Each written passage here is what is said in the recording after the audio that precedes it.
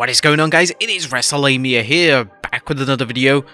Oh boy, it's time for night 2 of WrestleMania 39. Night 1 set the bar so high, so did WWE deliver? Well, judging by the reactions at the ending of the show, probably not. Join us now as we recap night 2 of the show and provide our analysis as we look at the good, the bad, and the downright ugly.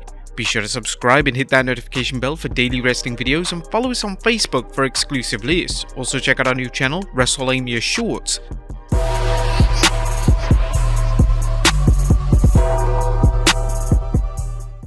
The first match of the night was Brock Lesnar vs Omos with MVP. The Nigerian giant throws Lesnar around like a rag doll, dominating the match. Omos manhandles Brock but charges into the corner when there's nobody home. Lesnar takes Omos to Suplex City on the way to a match-winning F5. Brock Lesnar wins the match. Next up is the WrestleMania Showcase Women's Fatal 4-Way match as Liv Morgan and Raquel Rodriguez take on Shayna Baszler and Ronda Rousey, Natalya and Shotzi, and Sonya Deville and Chelsea Green. It's a seesaw battle with some interesting spots, including Natalya locking the sharpshooter on both Chelsea Green and Sonya Deville.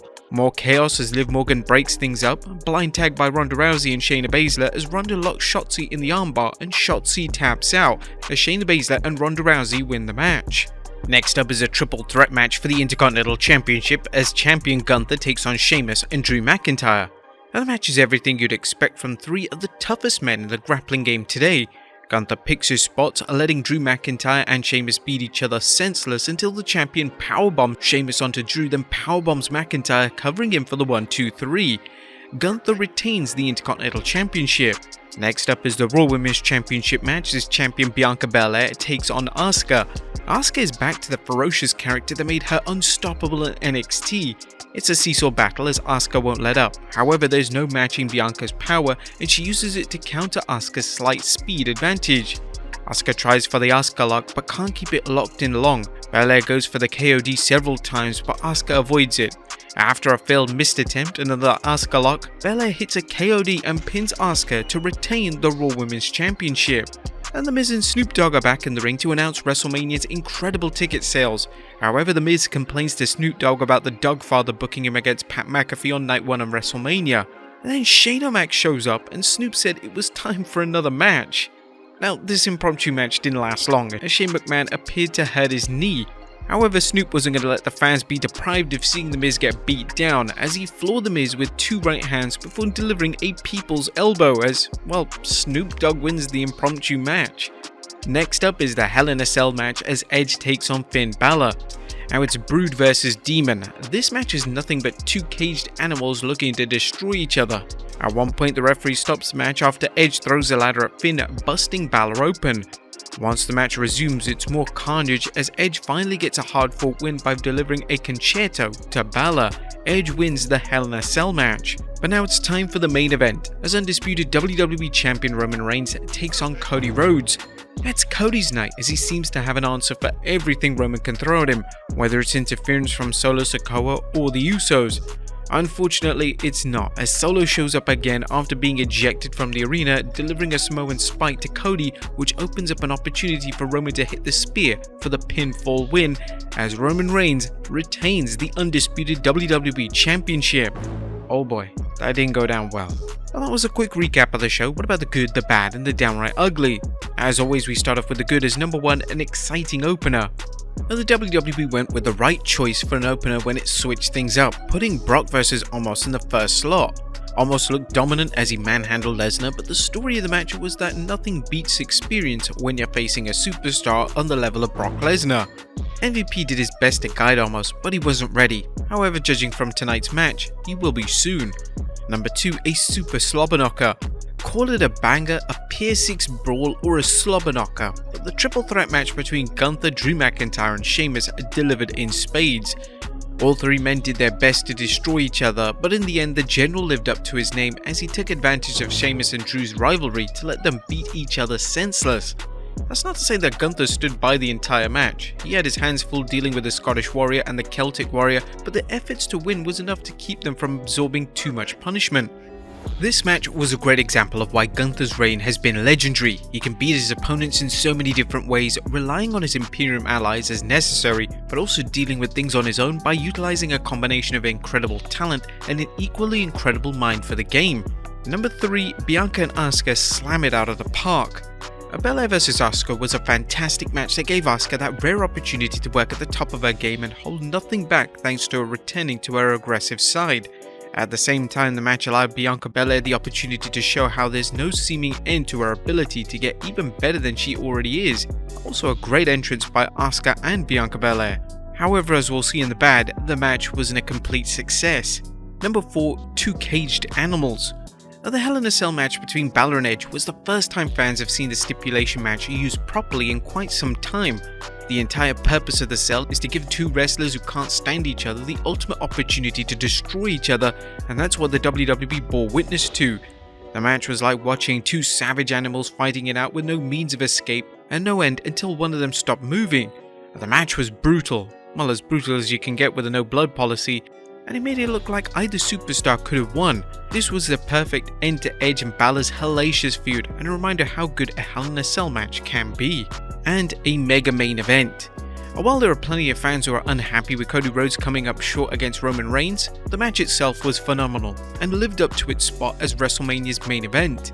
Both superstars displayed a dazzling array of moves, some of which they don't often see in Roman Reigns' matches. The bout also continued the story of the Bloodline's war with Sami Zayn and Kevin Owens, as well as Solo Sikoa's thirst for revenge on Cody for pinning him. Rest assured that this one isn't over by a long shot. There are going to be many good things that come out of Rhodes' loss, and this is a case where fans won't have instant gratification, but they'll appreciate it in the long run. But that was the good, what about the bad? As number 1, a failed fatal 4-way match. Tonight's women's showcase match was a showcase, but not in the sense that last night's men's match was, i.e. showing just how many good teams are in the men's division. The women's match showcased the many deficiencies in the women's tag division, the lack of quality teams, the lack of effort in booking the division, and just how little Ronda Rousey and Shayna Baszler care about their work in the ring. Rousey and Baszler took phoning it in to a new low, sitting out much of the match until popping in to get what seemed like an obligatory win. The most disappointing part of this match was the other three teams worked hard, with Liv Morgan and Raquel Rodriguez showing promise as a team. Number 2, doing Asuka dirty. Bianca Belair was a fantastic match, but did the EST need to win?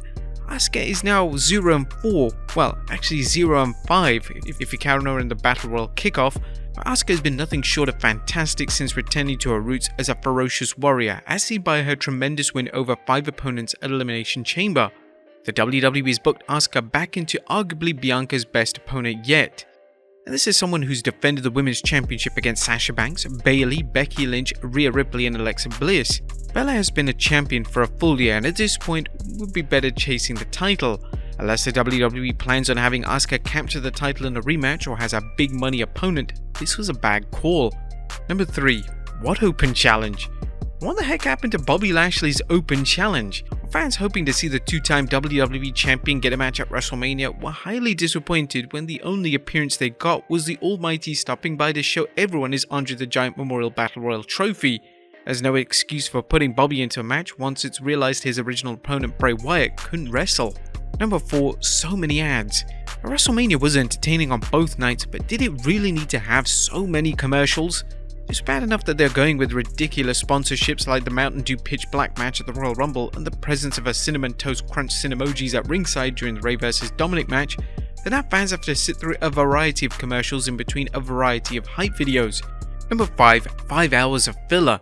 Why did Triple H decide to book less matches when both nights of WrestleMania ran over 4 hours? It wasn't because the WWE gave each match plenty of time to develop. One reason was so that they could load the show with commercials, and the second was to squeeze an extra hour each night from viewers in order to make Peacock happy. You know things are bad when WWE runs recap videos of Night 1 while Night 2 is taking place. The WWE also has enough talent that there should have been 2 extra matches on each show rather than the impromptu matches featuring The Miz. And the worst Mania decision ever? Now the thing is, we can't even understand why Roman retained. What really is the true endgame here? You're not going to wait for The Rock to take it at WrestleMania 40, presumably if The Rock even shows up. You're not going to wait for Cody to take it. You're not going to wait for Seth to take it. You're not going to wait for Brock to take it. You're not going to wait for Drew McIntyre to take it. Surely you're not going to wait for Randy Orton to take it, so who is really left? Gunther? Solo Sikoa? Maybe, but only in a year or so. The funny thing is that this made us the most flat I've ever been after WrestleMania. The belts are just going to be held hostage for another 12 predictable PLEs. Yes, some could argue that Cody could take it at SummerSlam, but this was the night to take it. All the hype, all the adversity that Cody had gone through at the Hell in a Cell pay-per-view, the Royal Rumble, demonstrated to WWE fans that he's not a joke like Stardust anymore. It was the right time. And of course, a lot of fans also agreed on Twitter. WrestleMania 39 was trending, but unfortunately, so were the words horrible, boring, and Rhodes. Kinda sums up the night, doesn't it? Here's just a few remarks on Twitter. Consider this tweet. Tragic. This was WWE's finger poke of doom moment. The energy was like Rock Hogan and they blew it. Or Bianca and Roman, the two champions people wanted to see lose the most and both retain. Night one was significantly better. Another fan observed the result in not striking the iron when it's hot. Another user even hinted that this decision confirms Vince's return to creative. Ronda and Shayna won, no LA Knight, Demon lost, Roman Reigns retains, Vince is back. Unfortunately, you couldn't be more wrong, as there's no indication that Vince was booking this WrestleMania. Still, this was by far one of the worst WrestleMania decisions made. The night just fell completely flat. I was nothing downright ugly at least, but last night's show was a bit of a letdown after night one. Night one delivered in every match, at times maybe over-delivering. It's difficult to book a bad WrestleMania, but tonight's show wasn't even near bad, but it was uneven with far too many ads and other filler making this seem like a 5-hour episode of Raw. Of course, many fans were also disgusted by the ending of the main event. What would you guys think of WrestleMania? Let us know in the comments down below, and I'll see you next time with some more wrestling content.